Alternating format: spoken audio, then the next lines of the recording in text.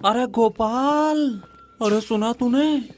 अरे वो रहस्यमय पक्षी, अरे वही जो बरसों पहले हमारे राज्य में तबाही लाया था। लोग कह रहे हैं कि वो फिर से हमारे गांव के पास देखा गया है। अगर ये सच है, अरे तो इसका मतलब है कि कोई बड़ी अनहोनी होने वाली है। हाँ। हे भगवान, सुरेश तू ये कैसी बात कर रहा है? अरे वो पक्षी फिर लौट आया? अरे ये तो राज्य के लिए सबसे बड़ा अपशकुन है। अरे हाँ, यही डर मुझे भी सताता है। अरे पता नहीं इस बार कौन सी विपत्ति अरे हमारे गांव राजमहल पर टूटने वाली है। बस अब तो यही दुआ है कि भगवान हमारे राज्य को सही सलामत रखे। हाँ, और उस रहस्यमय पक्षी के पीछे का भेद कोई सुलझा पाए। हाँ भाई हाँ, बस यही दुआ है। माहिष्मती राज्य में रामू अपनी पत्नी सीता के साथ रहता था। सीता रोज की गरीबी और परेशानियों से तंग आ चुकी थी और गौरी को बोझ मानती थी। बेटा मोहन नन्हा था, मगर उसकी मासूम हंसी ही घर की एकमात्र रोशनी थी। रामू जी, मैं आपको कितनी बार कह चुकी हूँ, इस गौरी को अब बेच क्यों नहीं देते? ना दूध देती है ना बछड़ा, हमारे किसी काम की नहीं रही ये बूढ़ी गाय। अरे मैं सीता को कैसे समझाऊं? ये कोई साधारण गाय नहीं है। इसमें कुछ ऐसा रहस्य छिपा है जिसे मैं बता भी नहीं सकता। मैं गौरी को छोड़ ही नहीं सकता। क्या हुआ जी, आप चुप क्यों हैं? मेरी तरफ देखिए, कुछ बोल क्यों नहीं रहे हो? सिर्फ मेरी बातें सुने जा रहे हो बस। तभी गोपाल आ जाता है एक व्यापारी को लेकर। अरे ओ सीता बहन, देखो मैं तुम्हारे लिए एक व्यापारी लाया हूँ। ये तुम्हारी गाय खरीद लेगा और बदले में अच्छे खासे पैसे देगा। अरे वाह भाई साहब, आपने तो बहुत अच्छा किया। मैं तो कब से यही कह रही थी कि इस गौरी को बेचना चाहिए। व्यापारी जी बताइए, कितने पैसे देंगे? मैं इस गाय के लिए पूरे 15 चांदी के सिक्के दूंगा। सोच लो, ये काफी बड़ी रकम है। इतना तो बहुत है, मैं तैयार हूँ इसे बेचने को। नहीं नहीं नहीं नहीं नहीं सीता, चाहे कुछ भी हो जाए, मैं गौरी को नहीं बेचूंगा। वो मेरे लिए सिर्फ गाय ही नहीं, मेरा परिवार है। चाहे तुम कुछ भी कहो, पर मैं इसे कभी नहीं बेचने वाला हूँ। बस। क्यों नहीं बेच सकते? क्या इस बूढ़ी गाय से हमारे बेटे का पेट भरेगा या हमारी गरीबी दूर हो जाएगी? अरे रामू, तू तो पागल हो गया है। पूरे गांव में कौन इतना पागल है जो इस बेकार गाय के पीछे अपनी जिंदगी बर्बाद करे, हैं? फिर रामू गौरी को लेकर वहाँ से चला जाता है। पता नहीं इनको क्या हो गया है, गौरी का नाम आते ही गुस्से से भर जाते हैं। आखिर क्या राज है इनकी और इस गाय के बीच? फिर ऐसे ही कई दिन बीत जाते हैं। अचानक एक सुबह गौरी बीमार हो जाती है। हे भगवान, गौरी गौरी तुम्हें तो तेज बुखार है, हैं? तुम्हारे लिए जल्दी दवा लानी होगी। सीता, जरा कुछ पैसे दे दो, दवा लानी है। घर में एक फूटी कौड़ी नहीं है जी, पैसे मैं कहाँ से लाऊं?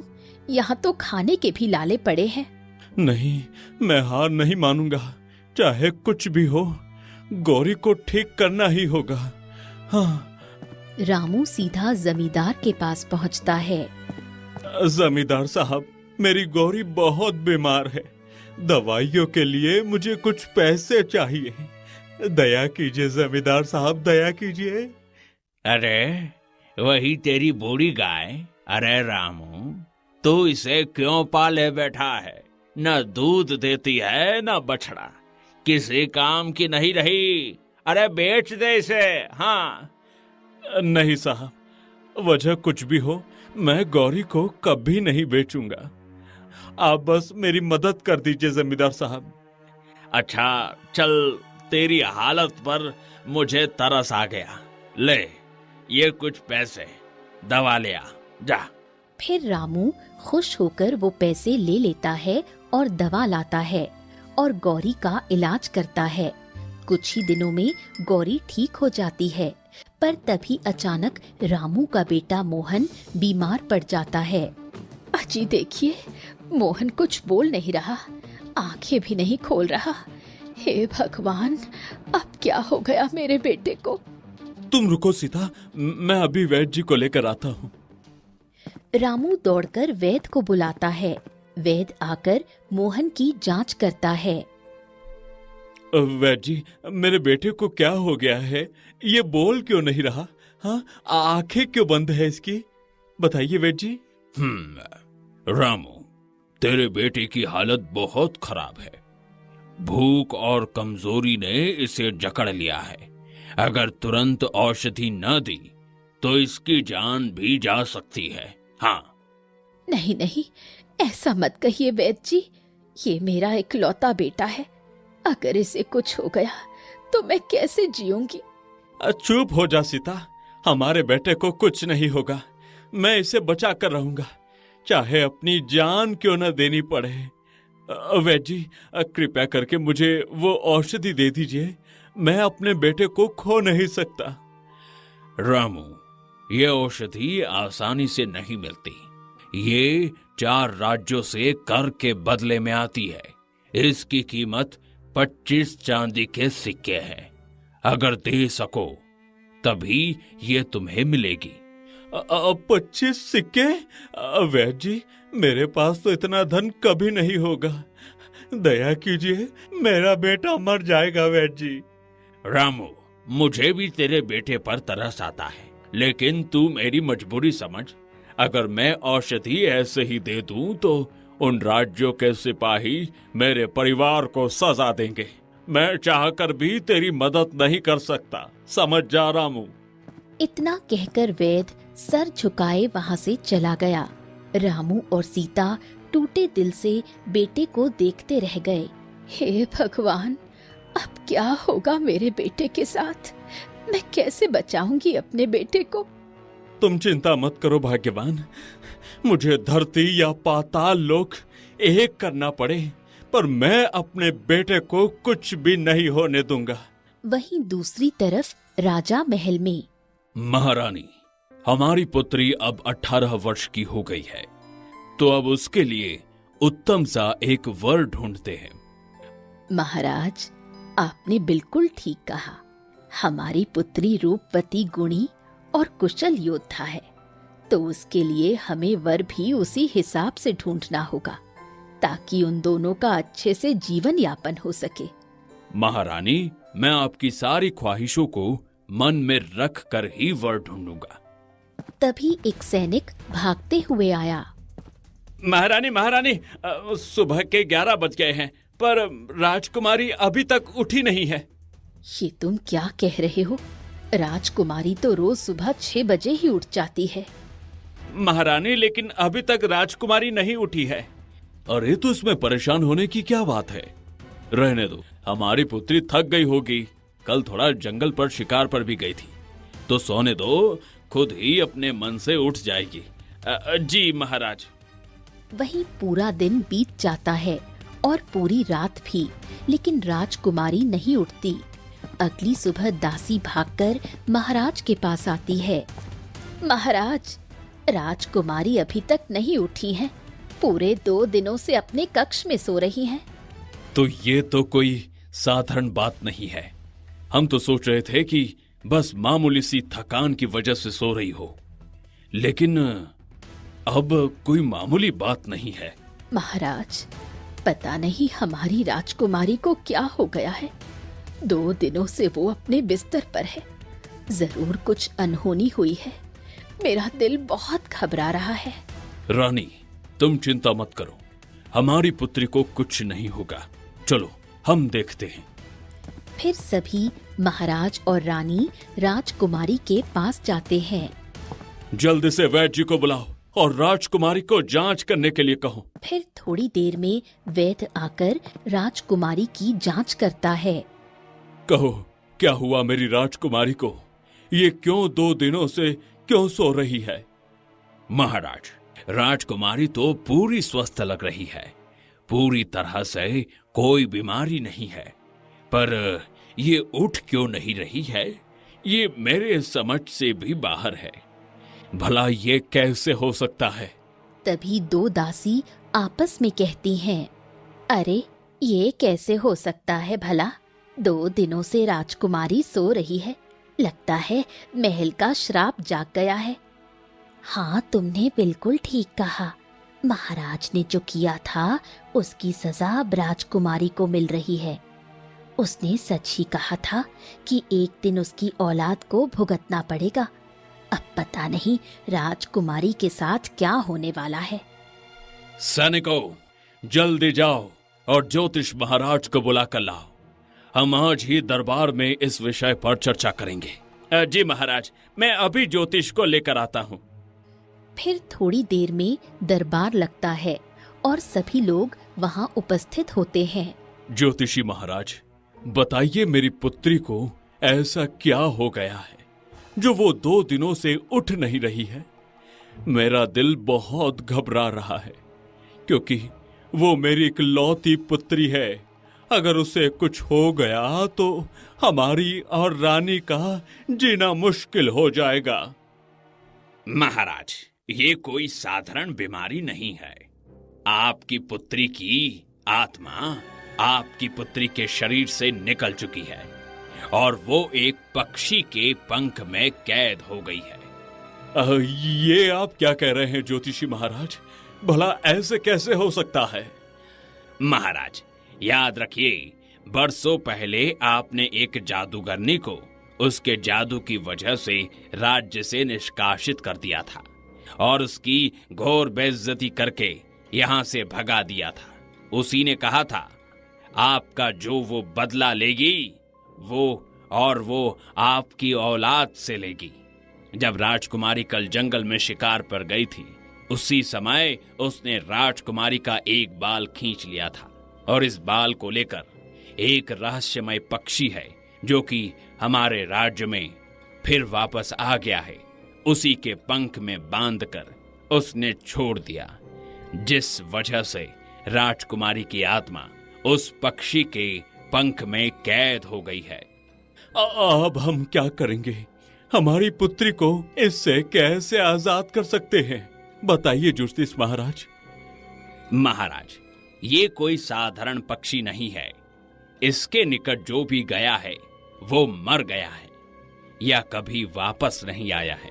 मगर राजकुमारी को आने वाली पूर्णिमा की रात से पहले अगर उसे पक्षी के पंख से राजकुमारी की आत्मा को आजाद न कराया गया तो राजकुमारी हमेशा के लिए खत्म हो सकती। नहीं नहीं नहीं नहीं, ऐसा नहीं हो सकता।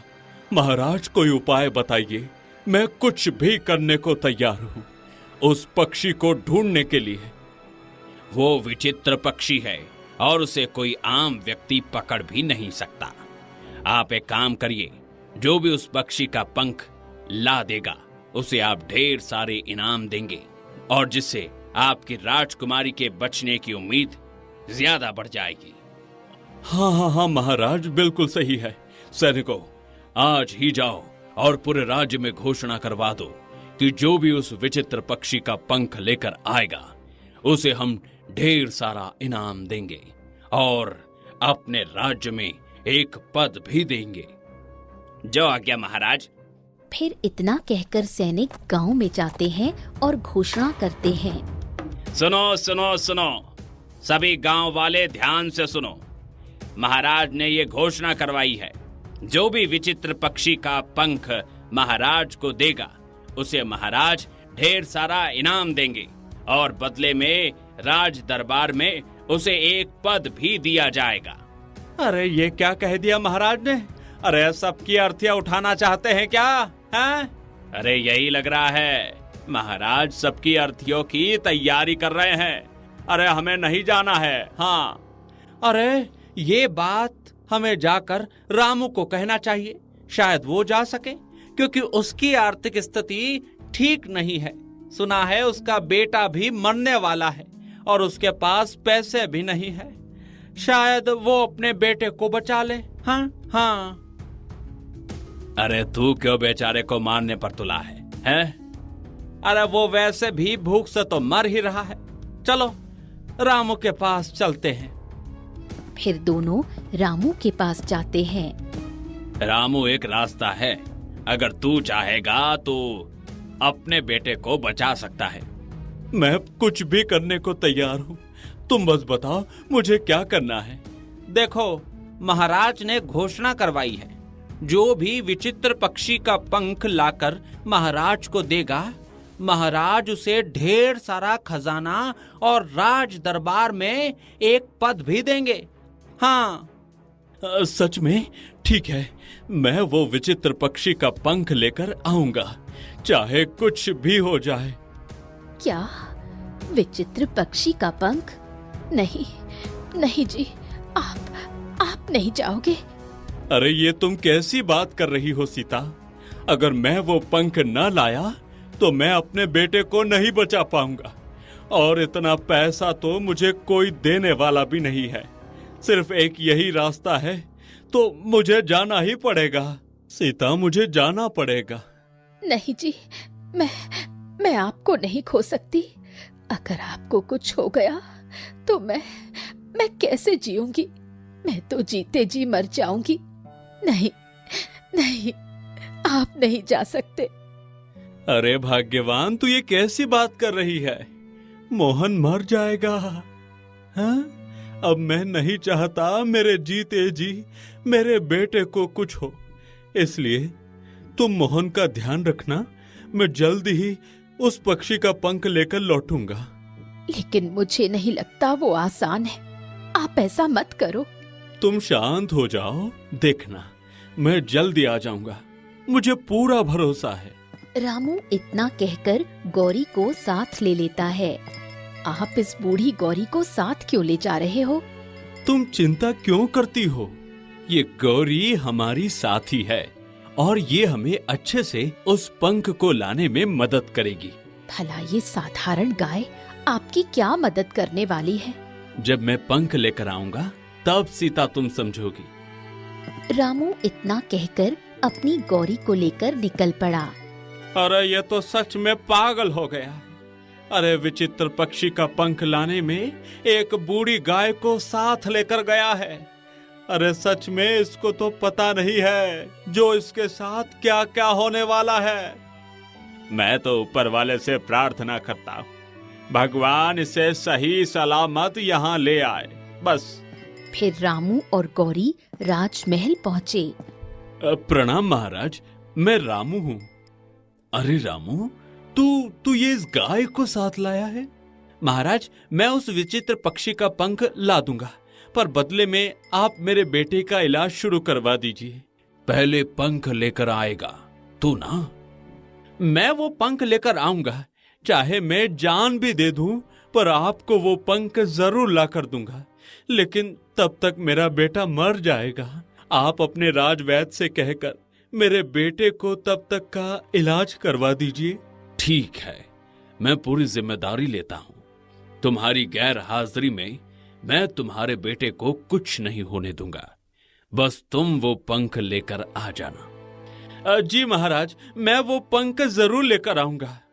पर ध्यान रखना रामू, ये कोई साधारण काम नहीं है, बच्चों का खेल भी नहीं है, इसलिए संभाल कर जाना। धन्यवाद, मैं संभल कर जाऊंगा और वो पंख लेकर ही लौटूंगा। इतना कहकर रामू अपनी गौरी को लेकर घने जंगलों की तरफ निकल पड़ा। थोड़ी दूर ही जाने के बाद गौरी बोल पड़ी, मालिक, मालिक, गांव वाले सब इतनी अजीब तरह से उस रहस्यमयी पक्षी के बारे में बात क्यों कर रहे थे? अच्छा हुआ तुमने बोला। वो सब डरते हैं क्योंकि वो कोई साधारण पक्षी नहीं है। कई साल पहले हमारे दादाओं के जमाने में वो इस राज्य में आई थी। तब सुना था बहुत बड़ी घटना घटी थी। अब इस बार भी आई है, तो पता नहीं क्या होने वाला है। कुछ भी हो जाए मालिक, पर मैं आपका साथ नहीं छोड़ूंगी। इसीलिए तो मैंने तुमको अपने साथ लिया है, क्योंकि तुम जानती हो तुम कोई साधारण गाय नहीं हो।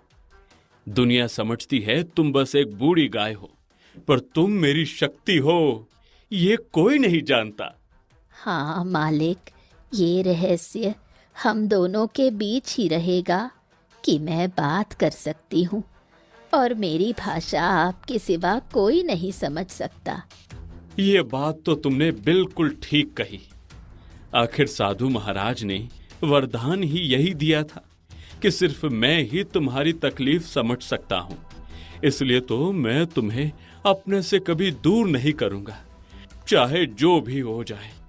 अब चलो जल्दी आगे चलते हैं। फिर रामू और गौरी इतना कहकर दोनों घने जंगलों की तरफ निकल पड़े। 2 दिन बीत गए और रामू और गौरी बिना रुके चलते रहे। मालिक, मैं बहुत थक चुकी हूँ। अब मेरे पैर जवाब दे रहे हैं, मैं अब नहीं चल पाऊंगी। गौरी, हिम्मत रख, हम दोनों साथ हैं तो कोई भी रास्ता कठिन नहीं होगा। हम लोग ये कर लेंगे, बस हौसला रख। मालिक, क्यों नहीं। फिर गौरी हिम्मत करके आगे बढ़ी और थोड़ी दूर जाने के बाद जोर से आंधी आ जाती है। गौरी, गौरी संभाल कर, आंधी आ रही है। अगर हम पीछे हट गए तो फिर कभी आगे नहीं पहुंच पाएंगे। हमें इस आंधी में ही आगे चलना होगा। मालिक, आप मेरी पूंछ पकड़ लो ताकि हम दोनों एक दूसरे से अलग ना हो। फिर दोनों एक दूसरे को पकड़कर धीरे धीरे आगे बढ़ते हैं और आंधी को पार करते हैं। हाँ, कितनी रेतीली आंधी थी। अगर हम दोनों ने अकल से काम न लिया होता तो इस आंधी में तो कहां से कहां चले जाते होते अपन, है ना? मालिक, हम दोनों हैं ना, तो हर एक पड़ाव को पार कर लेंगे। फिर दोनों आगे बढ़ते हैं। मालिक, मुझे बहुत जोरों से भूख लगी है। अब मुझसे एक कदम भी नहीं चला जाएगा। कुछ खाने को दे दो ना। ठीक है, रुक गौरी, मैं तुम्हारे लिए कोई फल या हरी घास देखता हूँ। यहाँ पर तो सिर्फ पेड़ हैं, घास पर नजर नहीं पड़ रही। हाँ गौरी, यहाँ पर तो खाने लायक कुछ भी नहीं है। थोड़ा और आगे चलो, हमें कुछ मिल जाए। हाँ? दोनों हिम्मत करके थके हारे थोड़ा और आगे जाते हैं और मायावी जंगल में घुस जाते हैं। अरे गौरी, अरे तू तो यहाँ दो दिख रही है। इधर भी तू और इधर भी तू, हैं? मालिक, आप भी मुझे 2 दिख रहे हो। आप असली कौन हो और नकली कौन हो? अरे ये अब हमारे साथ क्यों हो रहा है? अब हम क्या करें? मालिक, मैंने आपको पहचान लिया। आप रुकिए। फिर गौरी रामू के पास जाती है। मैंने आपको पहचान लिया मालिक। आपकी परछाई जो असली होती है उसकी परछाई होती है, और जो नकली होती है उसकी परछाई नहीं बनती है। नकली छाया गायब हो जाती है। तुमने तो कमाल कर दिया गौरी। मालिक, ये कोई साधारण जंगल नहीं है, ये मायावी जंगल है। हम दोनों को सोच समझकर चलना होगा। वो थोड़ा आगे बढ़ते हैं, तभी उन्हें 4 नदी दिखाई पड़ती हैं, जिनमें खतरनाक जानवर थे। गौरी, अब हम क्या करें? इसमें से कौन सी असली नदी है और कौन सा असली जानवर, हमें समझ में नहीं आ रहा है। मालिक, ये भ्रम जाल है, नदी का भ्रम जल है। हमें सोच समझकर पांव रखना होगा। अगर हमने गलत नदी में पांव रख दिया तो हमेशा के लिए पाताल लोक में चले जाएंगे। तो अब हम क्या करें? कैसे इनमें से असली नदी को पार करेंगे? हाँ? मालिक, नीचे झुक जाइए।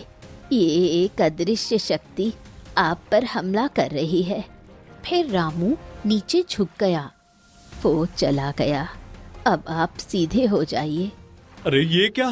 अरे मुझे कुछ दिखाई क्यों नहीं दे रहा? और तुम कैसे देख सकती हो? मालिक, क्योंकि मैं वो चीज भी देख सकती हूँ जो मनुष्य नहीं देख सकता, इसलिए मैंने वो हमला देख लिया और आपको बचा लिया। अब बस आप अपने हृदय पर हाथ रखिए और सही नदी चुनिए। हे ईश्वर, मुझे सही मार्ग दिखाना। गौरी और रामू दोनों एक दूसरे को पकड़कर आगे बढ़ते हैं। भ्रम की नदी गायब हो जाती है और दोनों आगे बढ़ जाते हैं। हमने ये भी परीक्षा पार कर ली। हाँ मालिक, हम सारे खतरे पार कर सकते हैं। दोनों थोड़ी दूर और आगे बढ़ते हैं। तभी उन्हें 4 एक जैसी दिखने वाली घायल चिड़िया दिखाई देती हैं। अरे अब ये क्या, 4 चिड़िया एक जैसी। इसमें से हम किसकी मदद करें? हाँ? तभी एक रहस्यमयी आवाज आती है। असली चिड़िया को पहचानो, वही तुम्हें आगे ले जाएगी। और अगर तुमने गलत चिड़िया को चुना तो हमेशा के लिए इसी मायावी जंगल में फंसे रह जाओगे। गौरी, इन चारों में से कौन सी असली है? मैं समझ नहीं पा रहा हूँ। मालिक, मैं देख रही हूँ। मेरी आँखों से पता चल गया है कौन असली है। तो फिर क्या करोगी? मैं इसे उठाकर आपको दे दूंगी। गौरी असली चिड़िया के पास जाती है और उसे उठाकर रामू के पास लाती है। वाह गौरी वाह, तुमने कैसे पहचान लिया? मालिक, मेरी आँखों ने समझ लिया, असली वही है। तुरंत बाकी 3 रूप गायब हो जाते हैं और असली चिड़िया आकाश की ओर उड़ान भरती है। देखो गौरी, जंगल का रास्ता खुल गया है। अब जल्दी चलो, उस रास्ते में हमें आगे बढ़ना है। हाँ मालिक, अब हम आगे बढ़ सकते हैं। फिर दोनों उसी रास्ते पर आगे बढ़ते हैं। तभी एक मिट्टी का विशाल महल उनके सामने खड़ा होता है। गौरी, लगता है हम दोनों को इस महल के अंदर चले जाना चाहिए। चलो चलते हैं। फिर दोनों डरते डरते उस महल के अंदर जाते हैं। भीतर जाने पर असंख्य चिड़िया थीं। अरे ये क्या गौरी, अरे यहाँ पर तो बहुत सारी चिड़िया है। इसमें से विचित्र पक्षी कौन सा है? हाँ? तभी सभी चिड़िया हट जाती हैं और सिंहासन पर एक विचित्र पक्षी बैठा होता है। आओ आओ गौरी, रामू, बताओ कैसे आना हुआ तुम्हें हमारे इस राज्य में? पक्षी महाराज, मुझे आपका पंख चाहिए। मेरा पंख? पर तुम्हें मेरा पंख क्यों चाहिए? पता नहीं, पर महाराज ने मुझे कहा है आपका पंख लाने के लिए। अच्छा तुम नहीं जानते कि तुम यहाँ क्यों आए हो। मेरे पंख में राजकुमारी की आत्मा है। ये कैसे हो सकता है? राजकुमारी की आत्मा आपके पंख में? मैं बहुत दिनों से पाताल लोक में रह रहा था, पर जादूगरनी ने घोर तपस्या करके मुझे पाताल लोक से फिर धरती लोक पर बुलाया है। और उसने मुझसे बस इतना मांगा है कि मैं राजकुमारी की आत्मा को अपने पंख में रख लूं। इसलिए मैंने उसकी आत्मा को अपने पंख में लेकर यहाँ चला आया। अब मुझे वो पंख चाहिए, नहीं तो मेरा बेटा मर जाएगा। आप मुझे वो पंख दे दो। मैं तुझे ऐसे तो नहीं देने वाला हूँ। कोई कीमत चुकानी पड़ेगी, तभी मैं तुम्हें दूंगा। भला गरीब आदमी, मैं आपको क्या दे सकता हूँ? सोच ले, तुझे सबसे कीमती चीज देनी होगी। मेरे पास अगर सबसे कीमती चीज है तो मेरी गौरी है। हाँ, तुमने बिल्कुल सही कहा। मुझे तुम्हारी गौरी की बलि चाहिए। ये आप क्या कह रहे हैं? नहीं नहीं नहीं नहीं, इसकी बलि मैं नहीं दे सकता हूँ। मालिक, अगर मेरी बलि देने से आपके बेटे की जान बच सकती है, मालकिन खुश हो जाएंगी और राजकुमारी की भी जान बच जाएगी। मेरी बलि देने से कई लोगों की जिंदगी बच सकती है, तो मुझे ऐसा करने में कोई हर्ज नहीं है। आप मेरी बलि दे दो। ठीक है, अगर आप मेरी गौरी की बलि लेकर मुझे वो पंख दे सकते हैं तो गौरी भी तैयार है और मैं भी, क्योंकि मैं सबकी जिंदगी आजाद करवाना चाहता हूँ। मान गए तुम्हारी बात को और तुम्हारी गौरी को भी। तुम दोनों का बहुत ही गहरा रिश्ता है। भला कोई एक दूसरे के लिए इतनी हद तक कैसे जा सकता है? ठीक है, मैं तुम्हें पंख जरूर दूंगा, और मुझे तुम्हारी गौरी की बलि नहीं चाहिए, क्योंकि मैं किसी निर्दोष की बलि नहीं लेता। ये तो बस मैं तुम्हारी परीक्षा ले रहा था कि तू किस हद तक जा सकता है, लेकिन तुमने मेरी सारी परीक्षा पार की है, इसलिए तुम्हें वो पंख मिलेगा। लेकिन ध्यान रखना, मैं ये तुम्हें पंख दूंगा तो जादूगरनी भी जरूर आएगी और तुम्हें उसका सामना करना पड़ेगा। मैं एक साधारण आदमी हूँ, एक जादूगरनी का सामना मैं कैसे कर पाऊंगा? तुम घबराओ मत, मेरे जो पंख हैं, यही पंख तुम उस जादूगरनी पर फेंक देना, जिससे उसके सारे कर्मों की सजा उसे मिल जाएगी।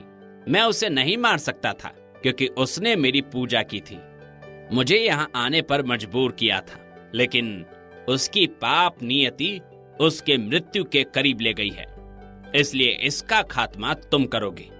आपका बहुत बहुत धन्यवाद। मैं अब जल्दी से जाता हूँ। ठीक है, जल्दी जाओ, और ध्यान रखना, पूर्णिमा की रात से पहले पंख राजकुमारी तक पहुँचना चाहिए, वरना वो हमेशा के लिए मर जाएगी।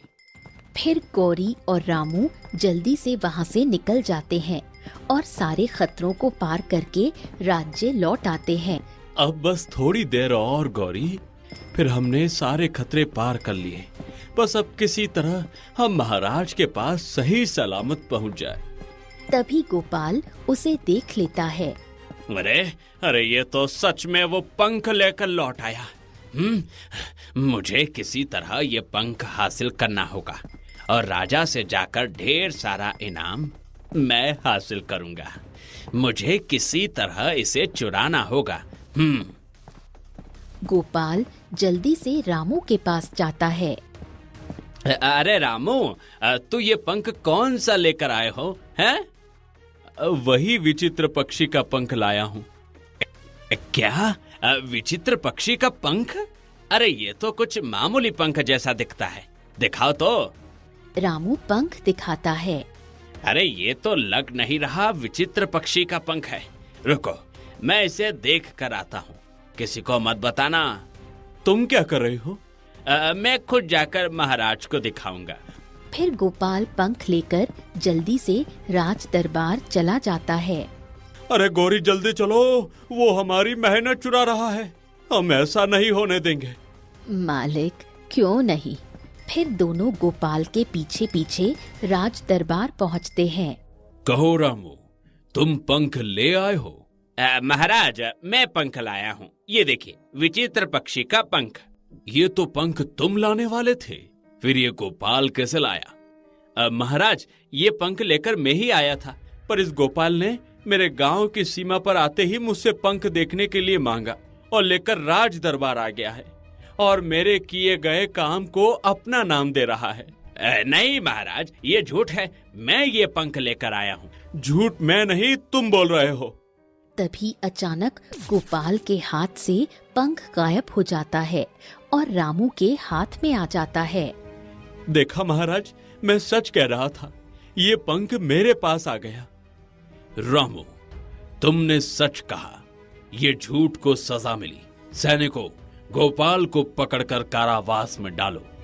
किसी की मेहनत के साथ खिलवाड़ नहीं करने दूंगा, वो भी मेरी राजकुमारी की जान के साथ।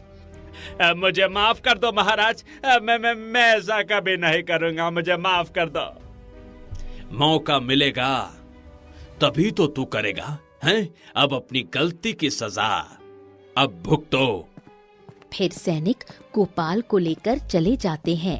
तभी अचानक जादूगरनी आती है। किसकी हिम्मत हो गई जो मेरे किए गए जादू को तोड़ना चाहता है?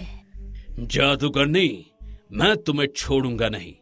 तुमने मेरी बेटी के साथ ऐसा करने की सोची भी कैसे? तुम मेरा कुछ नहीं बिगाड़ सकते राजा। तू एक मामूली इंसान है और मैं सबसे सर्वशक्तिशाली जादूगरनी। मेरा कोई कुछ नहीं बिगाड़ सकता। तू नहीं जीत सकती। तू कितनी भी शक्तिशाली है, पर तू पाप है और हम लोग इंसान ही है, पर कोई पाप नहीं किए हैं। इतना कहकर रामू अपने हाथ से पंख लेकर जादूगरनी पर फेंक देता है। नहीं, ऐसा नहीं हुआ। ये असंभव था। फिर तुमने ऐसा कैसे कर लिया? तभी जादूगरनी जलकर भस्म हो जाती है। रामू, तुमने ये कैसे कर लिया? हम लोग समझ नहीं पा रहे हैं। महाराज, उस विचित्र पक्षी ने बताया था कि ये पंख ले जाते ही जादूगरनी आएगी, तो इसे फेंक कर उसकी हत्या करना था। उसने घोर तपस्या और जादू किया था, पर उसका अंत हो गया। जल्दी अब मेरी राजकुमारी के पास चलो, उसे भी ठीक करना है। जी महाराज, मैं चलता हूँ और राजकुमारी भी ठीक हो जाएगी। फिर रामू राजकुमारी के कमरे में जाकर पंख राजकुमारी के सर पर रखता है। तभी राजकुमारी उठ जाती है। क्या हुआ पिताजी? मेरा शरीर बहुत दर्द कर रहा है। कुछ नहीं पुत्री, बस तुम आज थोड़ा ज्यादा सोई थी, अब ठीक हो जाओगी। रामू, तुमने मेरी पुत्री को ठीक कर दिया और जादूगरनी के काले जादू को भी हमारे राज्य से मुक्त किया। इसलिए मैं तुम्हें राज दरबार में सेनापति का पद दूंगा, क्योंकि पिछले सेनापति की जगह खाली है। और तुम्हारे ये साथी गौरी, इसे भी हर सुख सुविधा मिलेगी जो एक शाही गाय को मिलनी चाहिए। और रामू, तुम्हारा बेटा भी जैसे मैंने वादा किया था अब पूरी तरह से स्वस्थ है और तुम्हारी पत्नी के पास है। आपका बहुत बहुत धन्यवाद महाराज, आपने मेरे सारे दुख दूर कर दिए। नहीं रामू, तुमने मेरे दुख दूर किए हैं। मेरी बेटी को जीवन दान देकर तुमने मुझे नया जीवन दिया है। फिर कुछ ही दिनों में रामू, गौरी और सीता की जिंदगी बेहतर हो जाती है। जी मुझे माफ कर दीजिए, मैं हमेशा उल्टा सीधा कहती रही, लेकिन आज गौरी की वजह से आप वो कार्य करने में सफल हो गए जो कोई विद्वान भी नहीं कर सकता था। हमारी जिंदगी सुधर गई, हमारा बेटा भी ठीक है और अब हम अमीर भी हैं। इसलिए तो गौरी, हमें किसी को बोझ, सब में कुछ न कुछ गुण होता है जो हमें दिखाई नहीं देता, पर वक्त आने पर हमारे काम जरूर आता है। उस दिन से गौरी अब केवल एक गाय नहीं रही, वो त्याग और प्रेम का प्रतीक बन गई। राज्य फिर से समृद्धि में डूब गया। रामू, उसकी पत्नी, बेटा और गौरी हंसी खुशी अपना जीवन बिताने लगे। तो दोस्तों, कहानी कैसी लगी कमेंट बॉक्स में जरूर बताइए। चैनल को जरूर सब्सक्राइब कीजिए।